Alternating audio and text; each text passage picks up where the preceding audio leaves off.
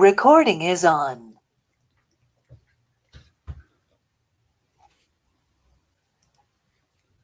Bueno, buenas tardes a todos. Como habíamos quedado, esta clase va a ser pura y exclusivamente de consulta. Vamos a hacer consulta para el parcial del sábado, lo primero que vamos a charlar va a ser el horario y también sobre el trabajo práctico integrador. Resulta que Samantha tuvo COVID, así que tiene que hacerse los análisis el sábado a la mañana y va a estar disponible al mediodía. O sea que el horario disponible para hacer el examen va a ser a las 12 del mediodía. No sé si alguno tiene algún problema al respecto. Yo con el horario sí, profe. Si fuera más temprano lo podría hacer, pero ya después de las 12 mi hermano tiene que rendir y tenemos una sola computadora nomás para poder hacerlo. Ah, qué problema. ¿Hay alguien más? Y a mí también me queda conveniente, digamos, antes del mediodía. Yo profe. tenía Por la compromisos. tarde generalmente trabajo. Sí, yo también, profe. A las 10 estaba bueno. Y más tarde. ¿Cambiar la fecha no es una posibilidad, profe? No, cambiar la fecha imposible porque ya estamos terminando, nos queda muy poquito tiempo para el recuperatorio.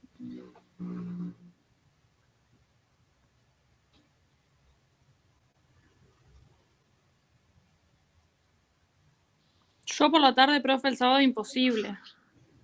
¿Más temprano, profe, todavía?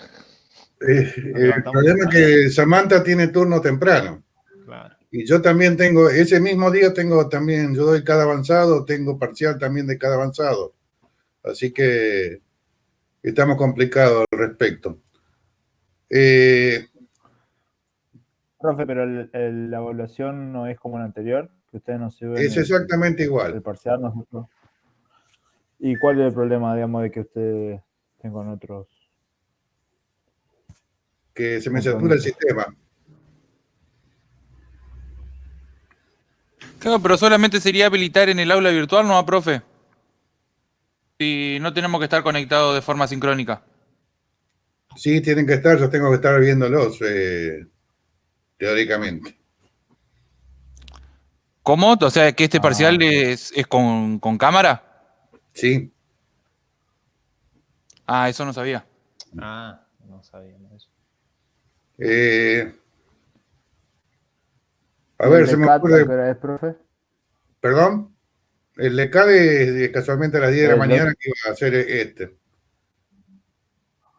Ah. Samantha, vos, ¿qué horario más o menos me dijiste que tenías? 8:30 tengo que estar en Santa Fe. Lo único que se me ocurre es habilitarlo a las 8 de la mañana. ¿Ustedes tendrían problema que fuera esa hora? No, profe. Mejor. No, ningún problema. No, profe, perfecto. Sí, mejor. Así, Bueno, entonces vamos a hacerlo de esa manera. Arrancamos a las 8 en vez de a las 10. Dale, profe. Bien, bárbaro. Yo lo arranco, les habilito el enlace y bueno, y suerte. Bueno, entonces, profe, sí o sí es con cámara y micrófono. Micrófono no, cámara. ¿Es por este Meet, profe? Sí. Bien, y pregunto por las dudas, ¿el recuperatorio para qué día había quedado? Habíamos quedado para la próxima clase de la Samantha o el sábado, no me acuerdo. Ya. El miércoles que viene. El miércoles. Genial. O sea que la corrección la voy a hacer durante el fin de semana y calculo que el lunes ya tendrán el estado de cada uno para que piensen en el recuperatorio. Buenísimo. Gracias. Bueno. Entonces ya quedamos con el horario definido a las 8 de la mañana del sábado, ¿no? No hay problema. No, profe. Ya Bien. lo publico entonces en la plataforma, Ángel, porque veo que hay solo 17 chicos. Sí, eso lo tenemos que publicarlo. Bien. Bueno, entonces la clase es de consulta por ahora respecto al parcial y después cuando termine la consulta del parcial vamos a hacer la consulta del trabajo práctico integrador. Así que estoy esperando preguntas de parte de ustedes. Como ya mencionó uno de sus compañeros, el parcial va a ser de la misma característica del parcial pasado. Un parcial teórico conceptual por escrito, que van a tener que enviarlo preferentemente en formato PDF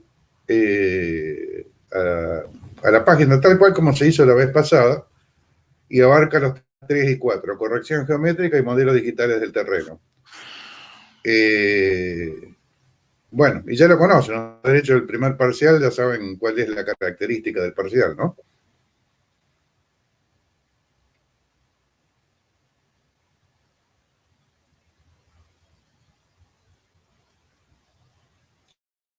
Le estoy escuchando, viendo. Yo escucho bien, profe. Yo también, profe. Sí. Profe, por las dudas, los TPs, los últimos TPs es mañana la entrega, porque dice viernes, pero dice 00, por las dudas. Yo escucho muy mal, todo entrecortado. ¿Soy yo o son todos? Debe ser su conexión de internet, profe. Le figura igual ahí que está como medio inestable. No, no escucho absolutamente nada. A ver, si me escuchan bien a mí, pongan por el chat.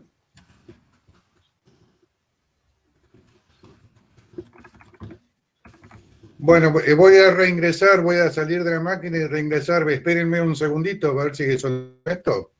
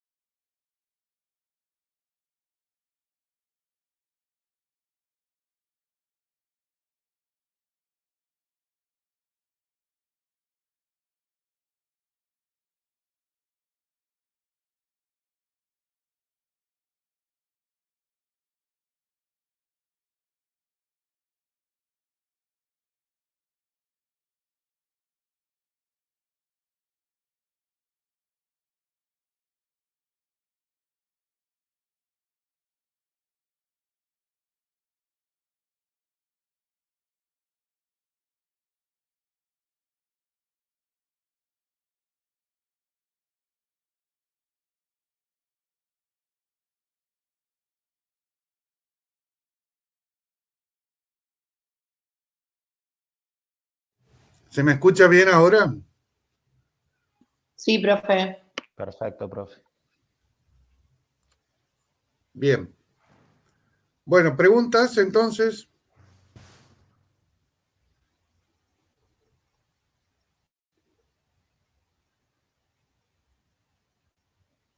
¿Están todos callados? Profe, yo quería hacer, no era una pregunta, sino una afirmación, es que los TPs, los últimos 2 TP que tenemos que hacer, se entregan mañana antes de la 00, ¿no? Porque dice viernes 00, yo para que nadie lo entregue tarde. Yo escucho todo entrecortado, no. Sí, no vi quién habló, pero sí, es hasta mañana a la noche, si digamos. Ah, buenísimo, profe. Traten de hacer bien el informe porque voy a tener bastante para corregir en lo que es el viernes, ¿sí? Así que esmérense.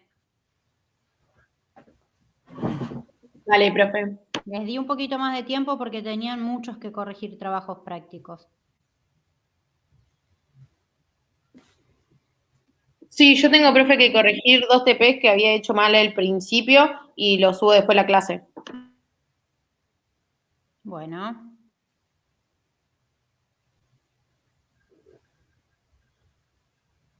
Yo escucho todo entrecortado, no sé si me escuchan bien a mí. Sí, Ángel, nosotros te escuchamos bien a vos. sin problemas. Y tu conexión es mala, Ángel. A ver, voy a llevar el celular más lejos, puede ser eso.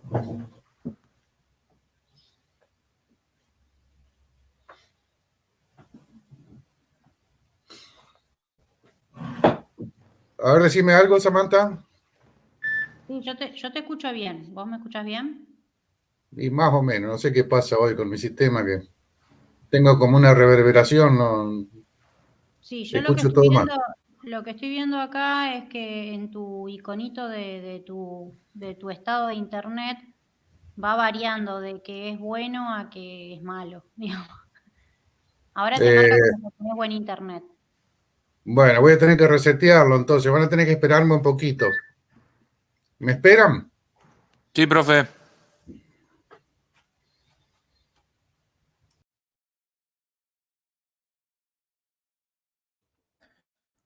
Samantha, profe. Hola, ¿sí? ¿Quién me habla? Hola, profe Marcial. Me salió medio Susana Jiménez. Hola, ¿qué tal? Decime, Hola. Marcial. ¿Qué me gané? ¿Me gano lo mismo que en el programa de Su? Estaría buenísimo, ¿no? Con que Nada, negocie la pues, promoción, Marcial, ya está. Ya cerramos negocio, ¿eh? ¿Están rindiendo Olvídate. mucho ahora?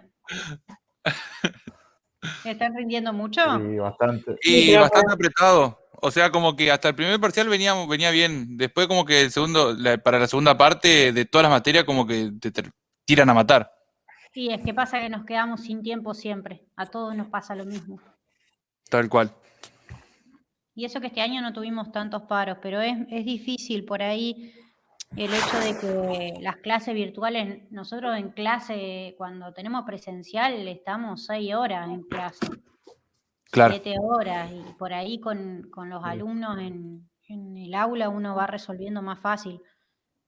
Acá no podés dar 7 horas corridas ni loco, y encima, ¿cómo se llama? Y encima es difícil el tema de ir viendo si van entendiendo o no, porque lo único que vemos son letras de nombres, iniciales de nombres, nada más. Aguárdenme, ¿eh? Sí, Ángel.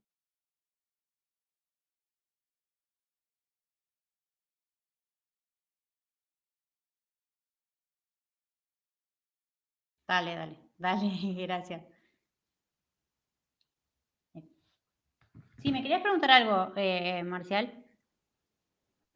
Sí, profe. No, el tema trabajo final, sí, ¿cuál es la fecha límite, digamos? Porque todavía no A arrancamos partir de nosotros y hoy, vamos a hacer después, es del así. sábado, digamos. A partir de hoy, hoy 30, se activa el enlace para subir los trabajos finales, ¿sí? Ustedes pueden ir subiéndolo y, por ejemplo, o sea, plazo van a tener hasta el turno de examen. Va a depender de la situación de cada uno. ¿Qué quiero decir con esto? Pueden presentarlo. Si están, por ejemplo, en condición de promoción y lo presentan ahora, ya se cierra el cuatrimestre y se pasa al acta como que esa persona está promocionada. En el caso de que no lleguen a presentar el trabajo integrador, lo pueden presentar en el primer turno y se les coloca la condición de coloquio pendiente, ¿sí? Aquellos que Perfecto. tengan que... ¿Por qué está armado así? Porque por ahí tienen que rendir el miércoles recuperatorio y la idea es que les vaya bien en el recuperatorio, entonces que no se concentren En el tanto en el trabajo parcial práctico, sino más bien en el recuperatorio. Entonces, por eso se les da la posibilidad de presentarlo en el turno de examen la mesa. para que puedan, digamos, ir poniéndose al día con los exámenes. Entonces, la fecha ¿Hay que sería... exponerlo al trabajo? Perdón, Gaby. Sí. ¿Cómo? Samantha, ¿hay que realizar una exposición del trabajo o No, algo no, de no, eso? no, Ah, solo se presenta. bien. Sí, Gabriel. Bueno, La fecha bárbaro. entonces sería para entregarlo antes de que cierren las actas, antes Claro, del 8. claro, exactamente. Lo ideal sería antes del 8, sí. Si Está. estás en condición de promoción y lo presentás, antes del 8 ya se te pasa directamente el promocionado. Buenísimo.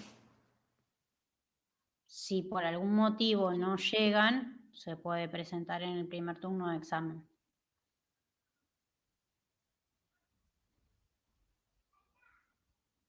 Después, respecto del tema de los trabajos prácticos, yo voy a tratar de corregir ahora lo que son los trabajos 8 y 9.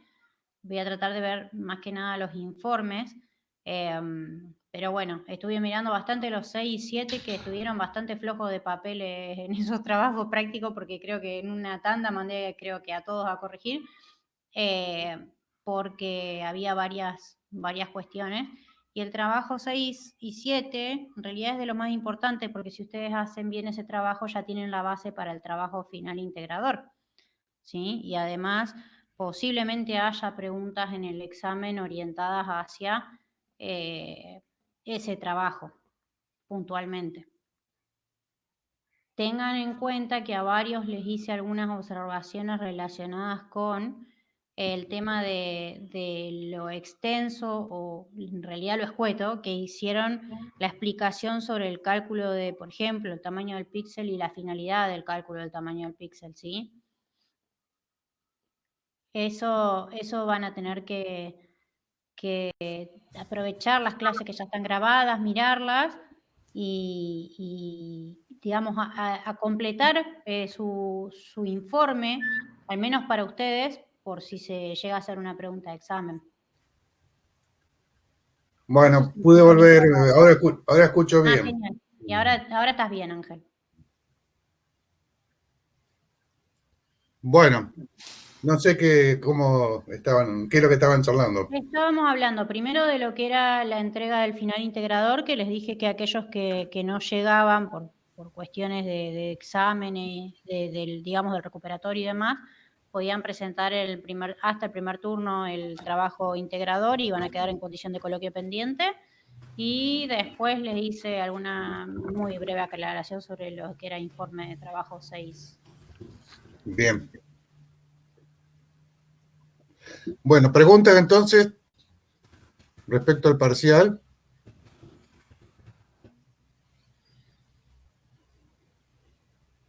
¿Podría hablar, profe, de los métodos de corrección geométrica? Bueno, casualmente algo tenía preparadito, se lo voy a mostrar. Lo tienen este apunte que les voy a mostrar, lo tienen en la plataforma. Voy a compartir pantalla.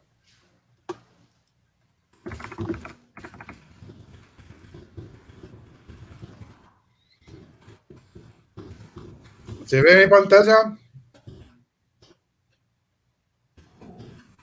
Sí, Ángel, se ve. Sí, Bien. profe.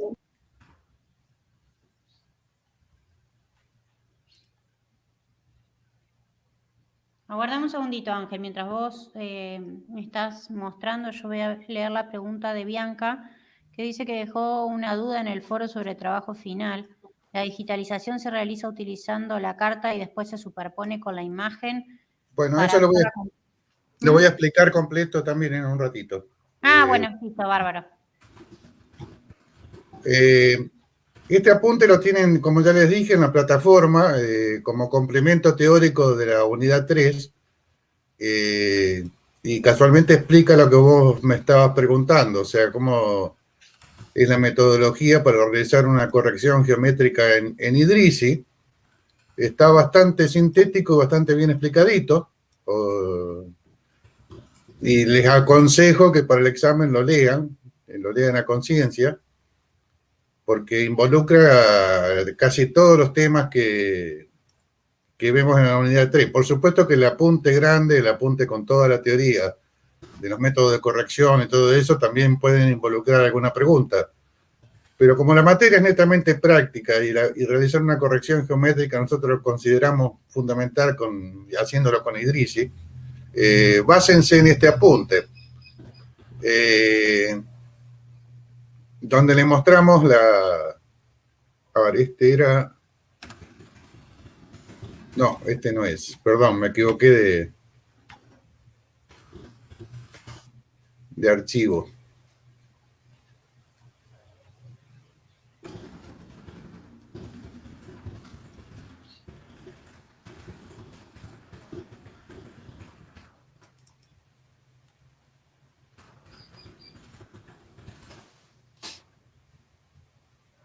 Bueno,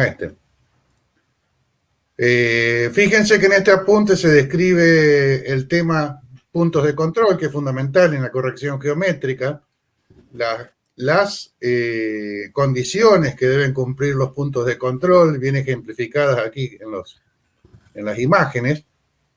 Recuerden que eran 3 condiciones que tenían que estar abarcando todo el área de la imagen que vamos a corregir, o sea que siempre tienen que haber 4 puntitos en los vértices mínimamente. La otra condición es que tendrían que tener una distribución homogénea. En este caso es el caso de que no hay una distribución homogénea de esos puntos de control. Y la tercera condición es que no hubiera ningún alineamiento. Sí, te escucho. Una consulta respecto a eso. Usted en una clase dijo que si era una lineal y teníamos una proyección cónica en una superficie plana, con 4 puntos mínimo alcanzaba, pero se tomaban 6. Después discriminó de que si era una cuadrática, creo que pedían 6 mínimo y tomábamos 7 u 8. Y si era una cúbica, eso está explicado un poquito más abajo, ya vamos a llegar. Ahí te lo voy a aclarar. Bueno. Dale, gracias. Aquí doy un ejemplo también en el apunte donde tengo una distribución de los puntos de control para esta imagen en particular que cumple con las condiciones que deben tener posicionalmente esos puntos de control para que sean efectivos en la corrección, ¿no? Y como bien dijiste vos, aquí empleé 6 puntos de control, pero ya vamos a ver el porqué. Mediante esos puntitos, entonces, se arma el archivo de correspondencia, que va a ser el archivo de puntos de control en Idrisi. Lo pueden hacer con el blog de notas o con el mismo editor de Idrisi, donde primero van las coordenadas X e Y de los píxeles, o sea, los obtenidos en la imagen, en Idrisi, y luego las coordenadas X y Y de la carta, en este caso en coordenadas Gauss-Kruger, que las obtienen cuando referencian la imagen, ¿no? La imagen de la carta en AutoCAD. O sea que a partir de allí pueden obtener, mediante la consulta con AutoCAD, las coordenadas de los puntitos de control, que son los que van involucrados en este archivito de correspondencia. Lo primero que se coloca en el archivo de correspondencia es qué cantidad de puntos de control voy a emplear en la corrección, y bueno, después, línea por línea, X de Idrisi, Y de Idrisi, X de la carta, Y de la carta, ¿no? Con eso genero el archivo de puntos de control.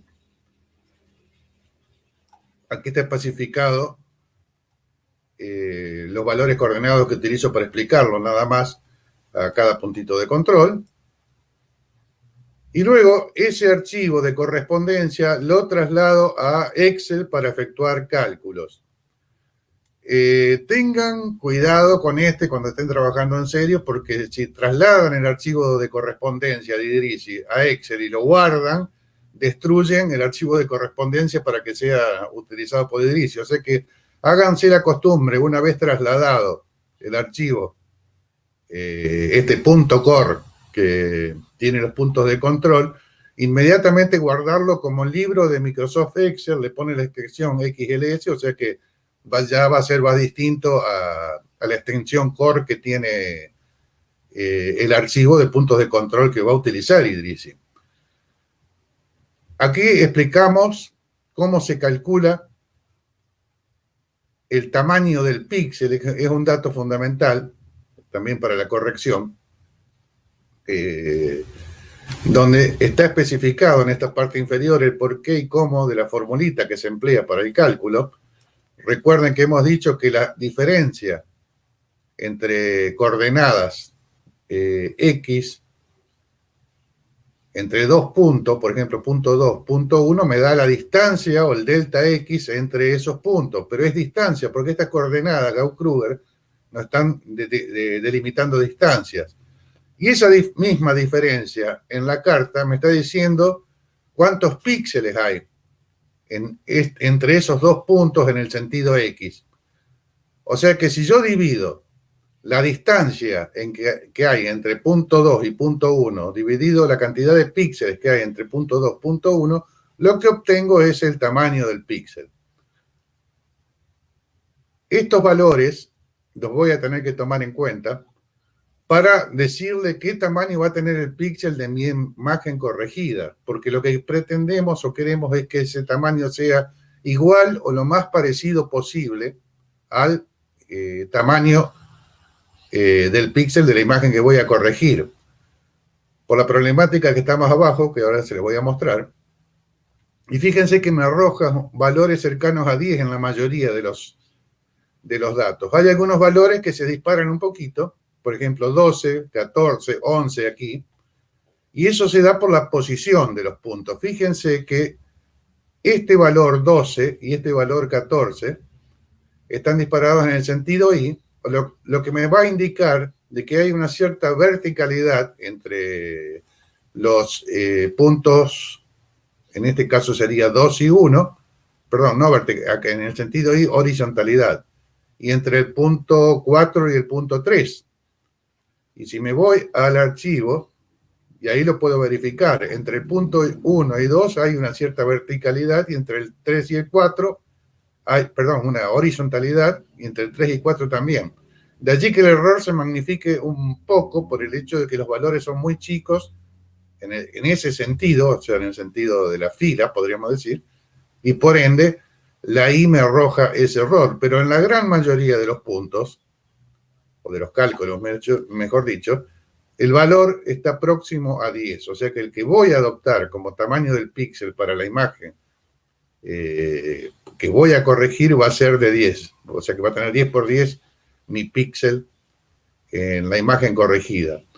Y otro dato que yo lo anoto aquí siempre por comodidad, no es necesariamente así, pero yo lo hago por comodidad, es el de los valores mínimos y máximos, que ahora vamos a ver más abajo cómo los determinamos, para que es un dato que me pide Idrisic en la construcción del resample, o sea, la corrección geométrica que va a realizar. Ese valor mínimo máximo lo sacamos dibujando un rectángulo que sea un poquito más grande que la imagen de la carta ya referenciada, estoy hablando, que tenemos en AutoCAD. Y luego consulto los valores de los vértices inferior izquierdo que me dan los mínimos, tanto X como Y, y el superior derecho que me da los máximos, tanto en X como en Y. Y esos valores son los que tengo involucrados aquí en el Excel como mínimos máximos que voy a adoptar para la imagen corregida. Eso se hace en función de que la imagen corregida es muy probable, aquí está exagerado, que sufra una rotación con la corrección.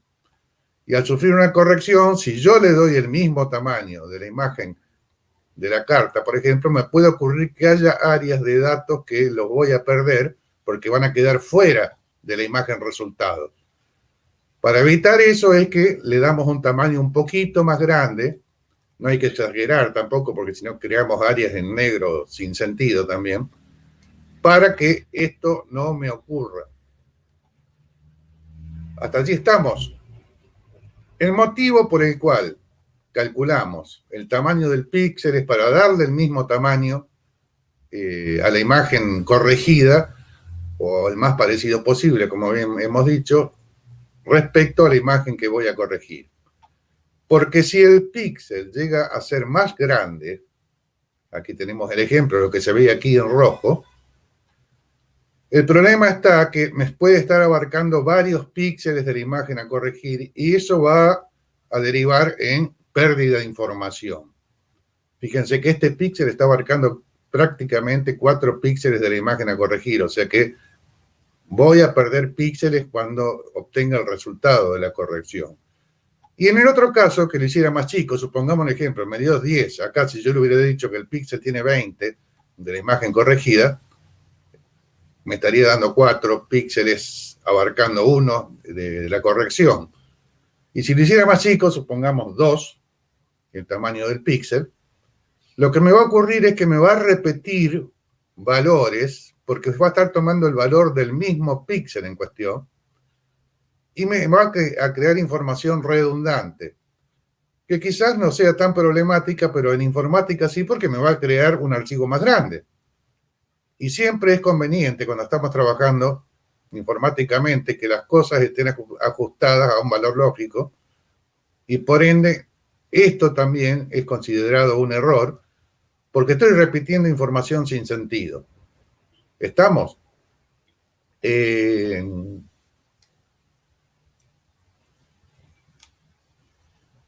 Fíjense que aquí anoté los valores mínimos máximos de la diferencia entre X mínimo y X máximo. Se saca el ancho de la imagen, que es lo que se obtiene aquí mediante cálculo. Simplemente la diferencia, X máximo menos X mínimo, me dice qué cantidad de columnas y, mejor dicho, cuál es el ancho de la imagen, y mínimo y máximo, o sea, y máximo menos y mínimo me dice cuál es el alto de la imagen. Y si eso lo dividimos por el tamaño del píxel, que en nuestro caso dijimos que era 10, obtenemos cuántas filas, cuántas columnas, al revés, cuántas columnas, cuántas filas va a tener la imagen en cuestión cuando esté corregida. Por supuesto que me puede dar valores decimales, pero yo en este caso voy a decirle que tiene 1075. Recuerden que no podemos dar fracciones de filas o fracciones de columnas. Siempre vamos a tener que involucrar un número entero en el caso de filas y columnas.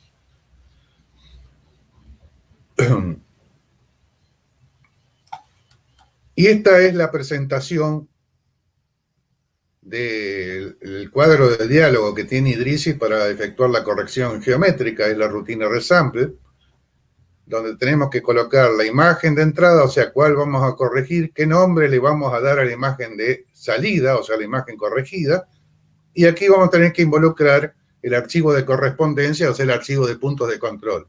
El que les dije yo que tengan cuidado, no lo vayan a distribuir con el Excel, tiene que ser un archivo .cor, no un XLS, el que ingrese acá. Pero si ese .cor yo lo tomo con el Excel y lo guardo, me va a poner todos los parámetros de control del Excel y Idrisi no lo va a entender. Espero que le quede claro. Y aquí tenemos los dos métodos de corrección. El primero es la corrección posicional, o sea, dónde va a ir a parar el píxel de la imagen a corregir dentro de la imagen corregida, donde tenemos tres métodos: lineal, cuadrática y cúbica. Estos métodos están netamente ligados al origen de la información que tengo, o sea, qué tipo de imagen tengo. Cuando la corrección que voy a realizar es lineal, tengo que asegurarme que tengo una proyección recta, que es el caso de las imágenes satélite. Las imágenes satélite tienen proyección recta. Ahora, cuando se trata de una fotografía aérea, ahí interviene una lente en la obtención de la imagen y provoca que la proyección sea cónica, y ahí mínimamente voy a emplear una corrección cuadrática, y en el caso, añadiéndole a la proyección cónica que el terreno sea movido, un terreno montañoso, necesariamente voy a tener que emplear una proyección cúbica. A la pregunta que me hiciste, no me acuerdo quién de ustedes, respecto a esto, es que en el caso de la corrección lineal, Idrisi pide mínimamente 4 puntos de control. O sea que con 4 puntos de control la corrección la va a realizar. El problema está que no nos va a devolver el error. Es una cuestión fundamental que el error yo lo pueda ver, lo pueda percibir, porque me va a indicar a qué nivel he corregido. Y hay un parámetro a tomar en cuenta, que ese error no puede superar 2 veces el tamaño del píxel. O sea que si yo tengo, como es el caso, 10 de tamaño del píxel, si el error me da en cualquiera de sus condiciones un valor mayor que 20, tengo problema con la corrección. O sea, tengo que ver qué es lo que está pasando con la misma, si elegí bien los puntos de control, si puse bien los valores coordenados, en fin. La problemática que puede provocar que ese error se vea magnificado. Esto lo tenemos aquí abajo también. Aquí está explicado. Proyección recta, en el caso de lineal, mínimo 4 puntos de control. Recuerden que siempre que tenemos que tomar uno más, aunque sea, tendríamos que tomar 5 para que el error no sea devuelto. Y en nuestro caso tomamos 6 para asegurarnos de que haya una cobertura completa de la imagen. O sea, los 6 puntos que hemos tomado es simplemente para asegurarnos. Con 5 hubiera sido suficiente. Con 4 la corrección se realiza, pero como ya les he dicho, no voy a ver reflejado el error en el cálculo que hace Idrisi para su determinación. Y es importante conocerlo, ese error. Aquí tenemos el otro caso, cuando es la proyección cónica, el terreno es plano, y está muy bien demostrado acá con el grafiquito, porque el avión tomó la fotografía desde esta posición, este es el punto del terreno, y su posición real en el terreno es esta, pero en el plano de proyección, donde la imagen es obtenida, ese punto se me dispara a esta otra posición. Recuerden que en una fotografía aérea el único punto cierto posicionalmente es el central. O sea, el centro de la foto sí, no tiene desplazamientos por la cónica, pero todo el resto de los puntos, y aquí está el ejemplo, nos van a dar un desplazamiento, o sea, un error, y ese error no es lineal, es curvo. Y al ser curvo, no nos queda más remedio que emplear una función que se adapte a las curvas, y la función cuadrática es la que se adapta. Y para el tercer ejemplo, tengo una proyección cónica y encima el terreno es movido, lo que le agrega otra componente que hace que esto pueda involucrar un error aún mayor y por ende hace necesario que la corrección pase a ser cúbica. Esa es la explicación. O sea, ¿cuándo voy a emplear lineal? Cuando el origen de mis datos tenga una proyección recta, que es el caso de las imágenes satélites. Cuando tengo una fotografía aérea, mínimamente voy a emplear una cuadrática cuando sé que el terreno es plano, o sea, no tiene grandes movimientos del terreno. Ahora, si el terreno es movido, como es el ejemplo, y aparte es una fotografía aérea, necesariamente voy a tener que emplear una corrección cúbica. En el caso de la cuadrática, el mínimo son 6 puntos de control, y por supuesto que para que nos devuelva el error voy a tener que emplear 7, o sea que con 6 la va a efectuar la corrección, pero no me va a decir cuál es el error y es un problema. Y en el caso de la cúbica, la cantidad de puntos de control son 10 y por supuesto que mínimamente vamos a emplear 11 para que me devuelva el error también, ¿no? Creo que queda explicada tu pregunta allí o hay alguna duda. Bien. Continuamos. Porque el otro tema son 2 correcciones. Esta, la primera que acabamos de ver, es la corrección posicional. O sea, dónde fue a parar el píxel en cuestión, incluso lo va a trasladar y lo va a rotar. Pero, ¿qué valor de n le doy al pixelito resultado de esa corrección? Es el otro tema. Y esta es la segunda corrección. Esta corrección es la que se dedica a la corrección del valor numérico que se le asigna al píxel. Y hay 2 metodologías, el vecino más cercano, Nearest Network, y bilineal, que están explicadas aquí. En el vecino más cercano, si este píxel que está en rojo es el resultado de la corrección posicional y cae en este área de los píxeles de la imagen a corregir, lo que hace es tomar el que se encuentra a menor distancia, o sea que en este caso tomaría este píxel que tiene valor 33 y le da el valor 33 al pixelito en cuestión. Y la bilineal hace un promedio ponderado por la inversa de la distancia. No se olviden de eso. Porque muchos hace un promedio. No es un promedio directo, porque si fuera un promedio directo daría el promedio de los 4 píxeles y se terminó la historia. Acá le da peso a la distancia. El que esté más cerca tiene más peso. O sea que acá en este caso el píxel del valor 33 tendría más peso que los restantes porque está mucho más cerca al valor central del pixelito corregido. Así que tomen en cuenta eso. El valor que va a tomar con la bilineal el píxel corregido va a ser un promedio ponderado por la inversa de la distancia a los 4 píxeles involucrados. ¿Por qué digo 4? Porque recordemos que le vamos a dar un tamaño igual o muy parecido a los pixelitos a corregir, ¿no? Ventajas y desventajas de un método y otro. La desventaja del vecino más cercano es que lo corre al píxel. O sea que le provoca un error posicional porque lo corre. Y al correrlo, lo corre en una magnitud que es hasta medio píxel, medio tamaño del píxel. En este caso, nuestro píxel tenía 10, el error puede ser hasta 5.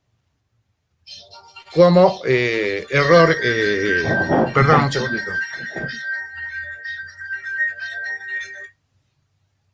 Estoy en clase, Mabel, después llaman. Retomo. Entonces, el vecino más cercano sabemos que tiene un error. No sabemos cuánto es ese error, pero puede llegar a ser hasta de medio píxel. Esa es su desventaja. Pero su ventaja es que no pierde el valor original del píxel. O sea que si este valía 33, el nuevo píxel asume el valor 33. Y eso es importantísimo cuando vamos a dedicarnos a hacer mapas temáticos, porque si tenemos una imagen satélite con sus múltiples bandas y demás, es posible operarlas para obtener temática. Agua, evaluación de cosechas, geología, en fin, toda la temática que podamos tratar con estos recursos, ¿no? O sea que si voy a efectuar temática, sí o sí voy a emplear el vecino más cercano, a pesar de que sé que tiene un error que no lo puedo ni siquiera estimar, que puede llegar a ser, en nuestro caso, de hasta 5 metros, porque el píxel tiene 10 metros de tamaño. En el caso del bilinear, ese error es eliminado, o sea que posicionalmente es perfecto. Pero el tema está que con el píxel resultado termina siendo un promedio ponderado por la inversa de la distancia de otros 4, el valor que arroja en el mismo ya no es el que leyó el satélite, o sea que he perdido la capacidad de resolver temática con esta metodología. Su ventaja entonces es que no tiene error posicional. O sea que es un método perfectamente apto para hacer trabajos de precisión, como hacer catastro, infraestructura, en fin, todos los trabajos que requieran que la precisión sea la máxima posible, ¿no?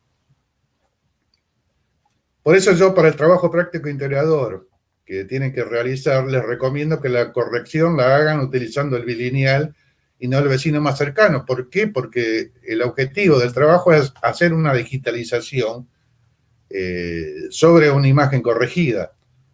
Y esa imagen lo que pretendemos es que sea lo mejor posible en lo que respecta a la posición de los píxeles, porque en definitiva, cuando yo digitalice sobre ella, esa posición me va a brindar la posibilidad de una mayor exactitud en mi trabajo.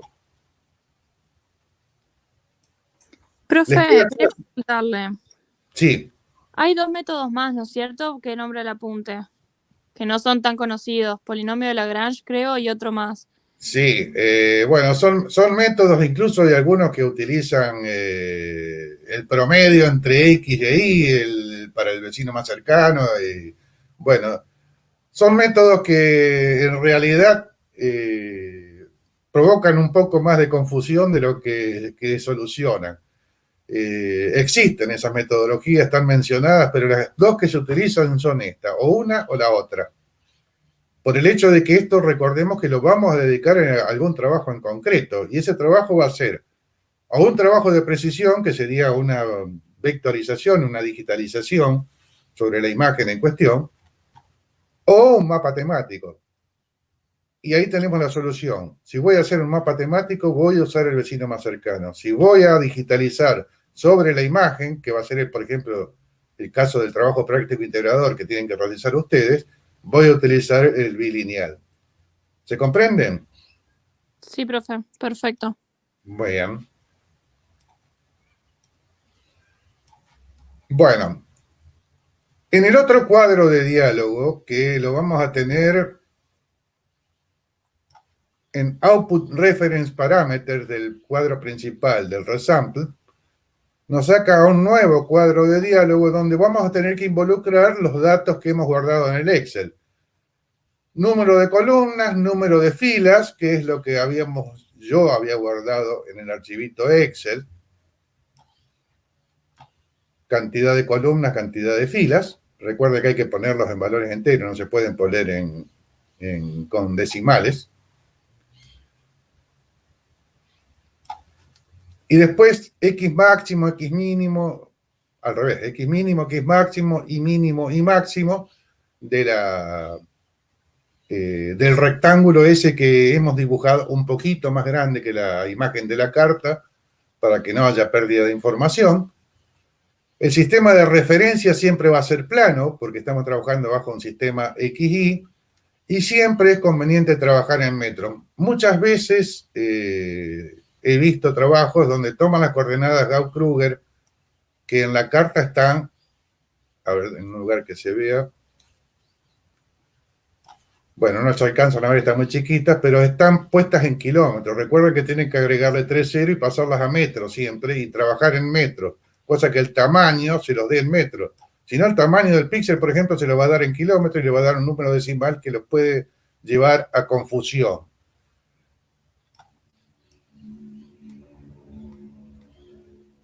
Bien. Y la unidad de distancia siempre tienen que dejarla en 1, cosa que un metro sea un metro. Si no, podemos trabajar con un trabajo escalado, pero también puede llevar a confusión. Una vez cargados estos datos,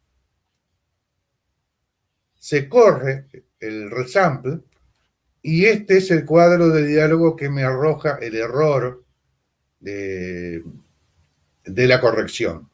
Y lo da para cada punto, o sea, para el punto 1, 2, 3, 4, 5, 6, que hemos involucrado como punto de control, y después el error promedio, el error residual de toda la corrección.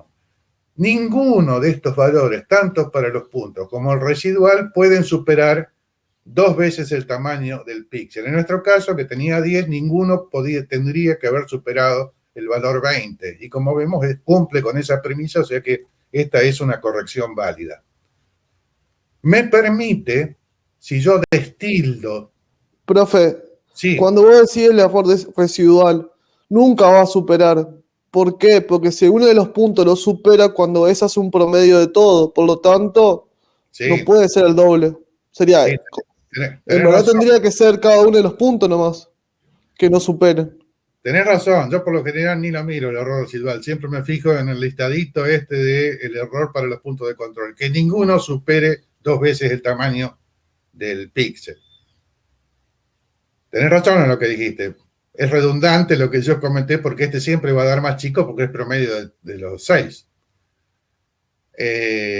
Ahora, me da la posibilidad, Edrisi, que yo elimine alguno de los puntos de control del cálculo. Supongamos que el punto 5 me dio un error 25 en vez de 6 como da aquí. Entonces yo lo destildo, recalculo y por supuesto que el error me va a dar bien, porque los otros puntos también. Ahora, el punto 5 tenía un problema. No tomé como buen ejemplo el punto 5. Supongamos que hubiera sido el punto 3. En vez de dar 1,55 me dio 25. Escapó del parámetro a tomar en cuenta. Entonces yo lo destildo, recalculo y el error me da bárbaro. Ahora, si eliminé el punto 3, está eliminado de la corrección. Y si voy a la imagen,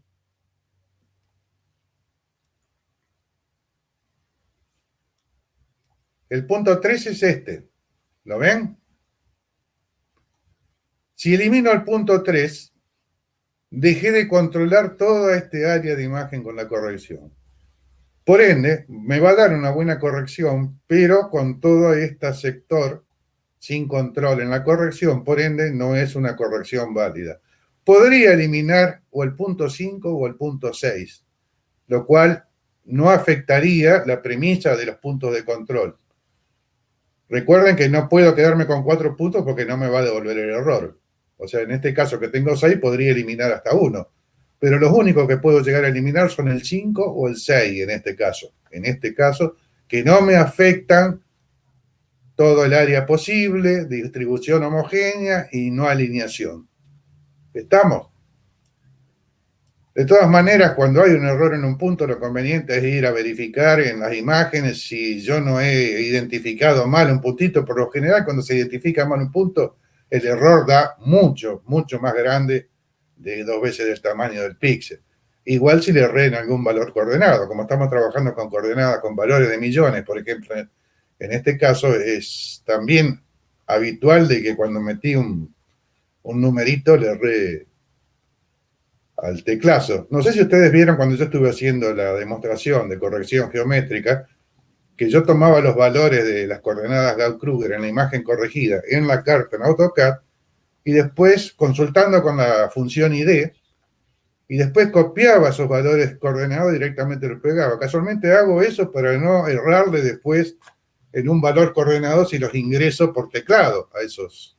A mí me sucedió en el TP7, que lo puse alineado y se me fue el error muy alto porque estaban muy alineados, porque apunté a las esquinas, como que fue muy alineado a las esquinas, por lo tanto me dio un error y tuve que acomodarlo. ¿Y después se te mejoró? Sí, después sí, pero o sea, es como que lo hice y no me di cuenta que no tenía que estar alineado. Bueno, la alineación provoca casualmente eso. El efecto de la alineación es que tironea la corrección a la línea que estoy creando con esos puntos. Entonces los otros puntos dejan de tener pesos y arrojan un error grande. ¿Se entiende? Por eso hay que evitar las alineaciones. ¿Se entiende? Sí, profe. Bueno. Si todo da bien, como en este cuadrito que le estoy mostrando en el apunte, la corrección es válida y el resultado, por ejemplo, iba a ser esto. Lo que se ve en negro es el marco que arroja el hecho de haber generado un rectángulo más grande que la imagen a corregir, ¿no? Pero se percibe que la imagen fue rotada, fíjense que acá aparece un escalonamiento en los píxeles, eso me indica que la imagen está rotada, y acomodada en función de la corrección. O sea que esta es una muy buena corrección por los errores que dio y no tiene ningún tipo de problema. Les aconsejo que lean bien a conciencia este apuntecito porque es el kit de la cuestión para hacer una buena corrección geométrica con Idrisi. Recuerdan que yo les dije, Idrisi es bastante duro al respecto, pero al ser duro también nos explica cabalmente cómo funciona una corrección geométrica. Con el raster design, ese que nosotros se lo brindamos y le mostré cómo funciona, la cosa es mucho más sencilla. Directamente es visual. Los puntitos los voy dando mediante segmento y le digo este puntito que vaya acá, este puntito que vaya acá, este puntito que vaya acá. O sea que es muy cómodo, no ingreso ningún valor coordenado, todo es prácticamente gráfico. Pero, primero y principal, realiza una corrección polinómica. Eso puedo también manejarlo dándole el grado al polinomio de la misma manera que con Idrisi. Hacerlo lineal, hacerlo cuadrático o cúbico. Y el otro tema está que la corrección de n del valor del píxel ni me la pregunta. ¿Por qué? Porque directamente hace bilineal. Entonces, si yo voy a hacer temática con esa imagen, ese raster design no me sirve. ¿Estamos de acuerdo? Sí, profe. ¿Les queda alguna duda respecto a esto? No, profe, está perfecto. Bien. Y una cosa que les quiero contar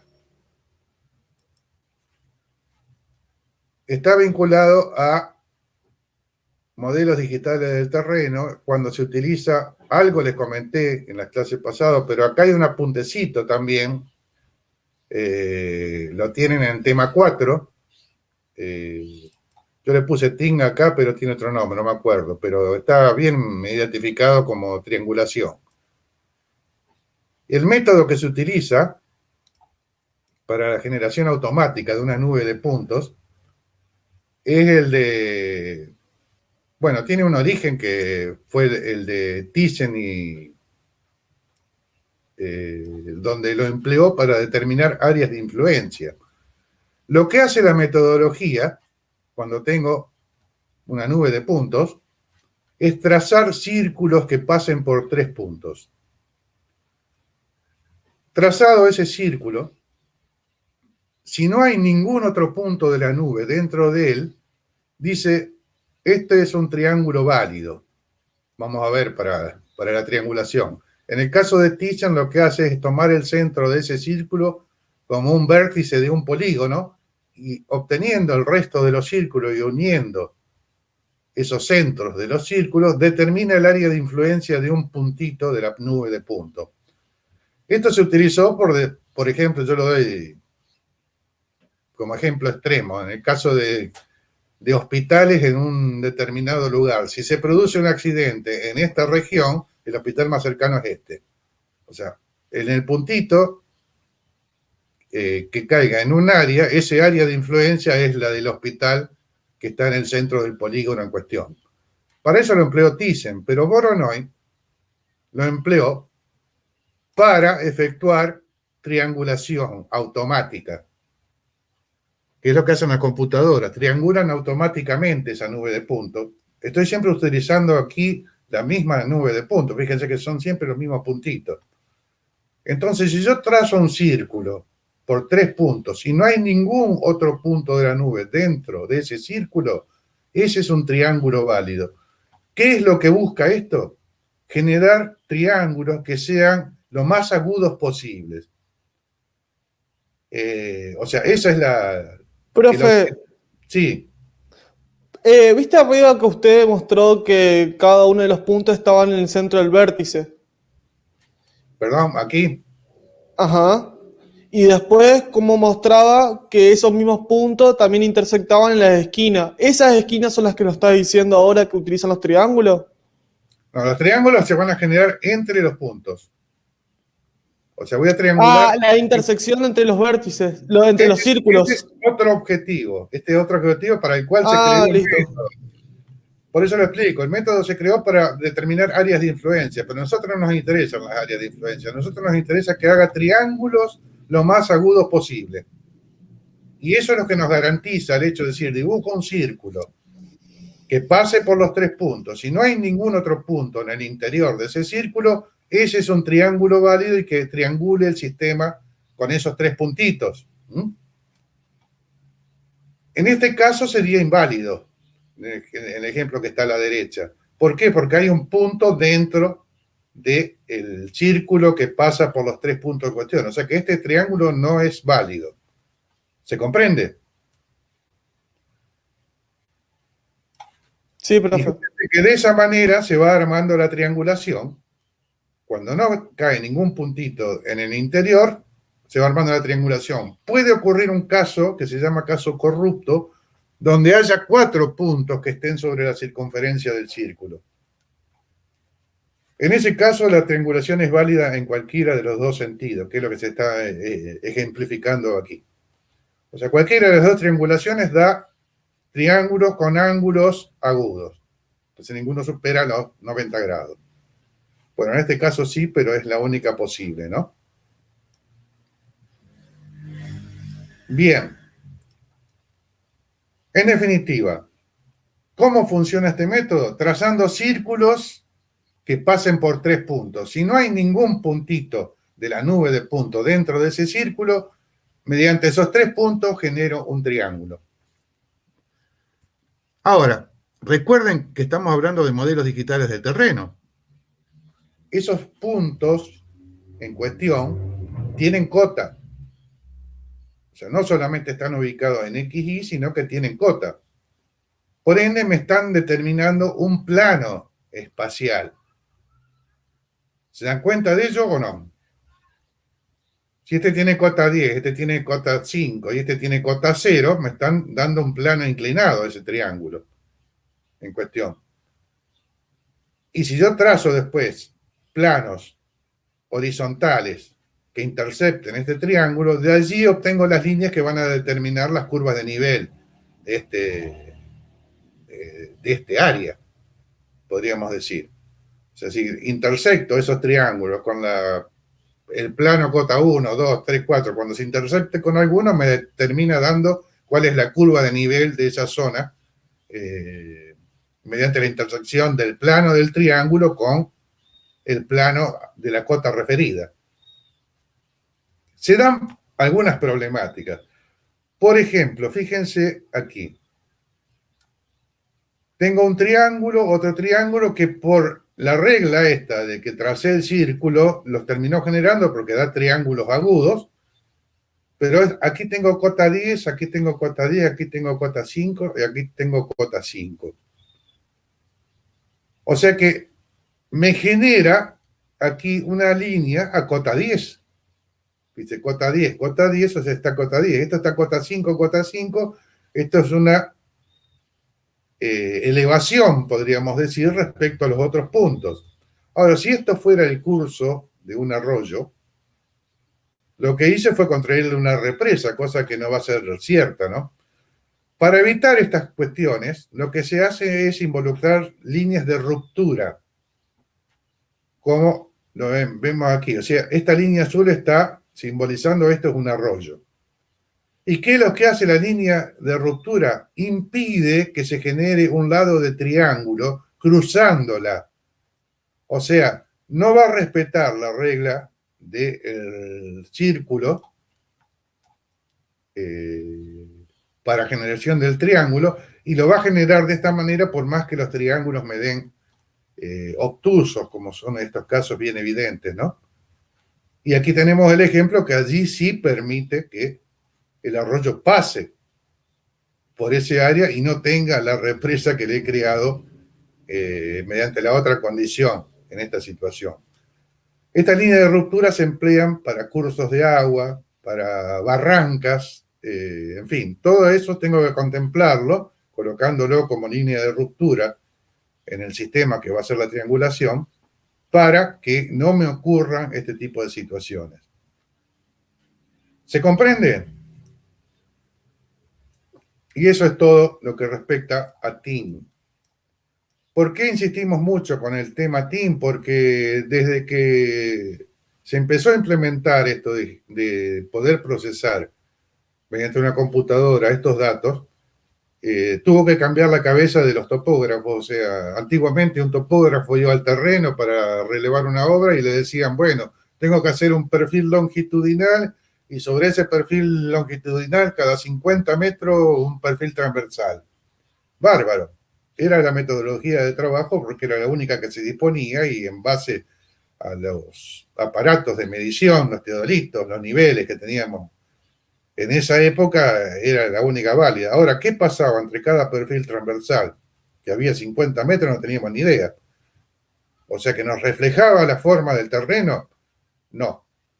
En cambio, ahora los topógrafos, cuando van al terreno y tienen que relevar, por ejemplo, el emplazamiento de una represa, donde es muy importante cómo es la forma del terreno para después determinar los volúmenes, sea de hormigón, de materiales sueltos o con lo que se vaya a realizar, que sea lo más exacta posible. Entonces, los topógrafos pasaron ahí al terreno a medir y ver, mejor dicho, al buscar puntos que estén determinando planos en el terreno. O sea que los tres puntitos, esto que relevó, le dicen, bueno, esta es una zona plana en el terreno y estos tres puntitos me lo están representando. Y estoy hablando planos no horizontales. Pues, generalmente es un plano oblicuo, ¿no? Oblicuo espacialmente. Ahora, ¿por qué se puede realizar eso? Bueno, porque también cambió la tecnología y ahora los relevamientos van y se hacen mínimamente con una estación total, donde directamente apoyo la estación y el trabajo fundamental lo termina haciendo el minero, o sea, el que va colocándose en los puntitos, porque él es que va a determinar dónde se encuentran los planos en ese terreno que voy a relevar. Y esto es todo, creo, lo que me faltaba explicarles un poquito respecto a lo que va a ser este parcial 3. Parcial del módulo 2. ¿Alguna pregunta respecto a este tema?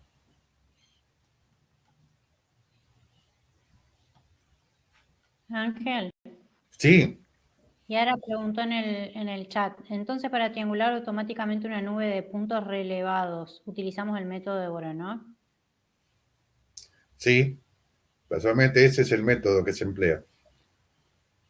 Por supuesto, con estos condicionantes, ¿no? Lo que acabo de explicar. O sea, si dentro del terreno hay un curso de un arroyo, un río, lo que sea, es conveniente agregarle una línea de ruptura. El sistema que yo siempre menciono y que he utilizado se llama Cartomap, por ejemplo, que permite de una manera muy cómoda, muy sencilla, involucrar la nube de puntos y agregarle las líneas de ruptura correspondientes a esa triangulación y da resultados muy, muy buenos. Por supuesto, digo, resultados muy, muy buenos siempre y cuando el relevamiento de lugares ha sido bueno también, ¿no?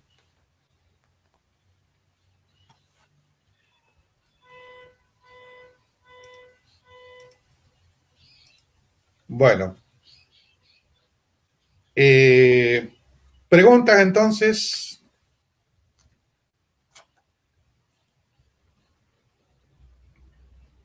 ¿No tienen preguntas? ¿Está todo claro? Yo no, profe.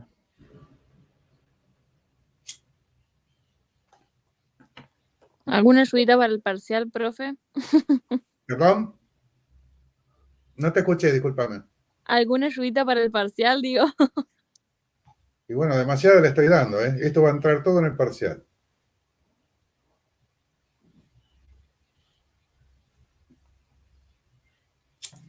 Profe, el parcial tenemos que hacer como por Word y lo tenemos que mandar. Como la vez pasada, lo hacen en Word y lo mandan y lo guardan en PDF y mandan PDF. Genial, profe. No se olviden el nombre cuando lo suban, por favor. Sí, Fabi, no Ahí tengas sí. problema. Recuerden que el nombre del archivo es su apellido y nombre. No me lo pongan al revés, muchos lo ponen al revés. O le ponen parcial 1, Pérez Juan. No, Pérez Juan nomás. ¿Se entiende? Porque después cuando lo voy a corregir yo necesito tener por lo menos un orden y ese orden me lo da alfabéticamente el apellido de ustedes fundamentalmente. ¿Y al final le ponemos una transferencia, profe? ¿Transferencia bancaria? También. En PDF, ¿eh? Sí, todo en PDF. Grupo sanguíneo de ustedes y carnet de vacunación del perro, por favor. Bueno, si no hay más preguntas, voy a salir de compartir, pero voy a compartir de nuevo. Profe, ¿cuándo va a subir este video para tener un... o que está grabado? Lo subí apenas terminemos, Samantha. Sí, no, cuando terminemos, yo le voy a pasar el enlace a Gabriel y él lo va a subir a la tardecita. O a la noche. Ok. Bien. Perfecto, profe, entonces muchas gracias. No, todavía no terminé. Ah, Me no, falta, entonces. me falta el trabajo integrador.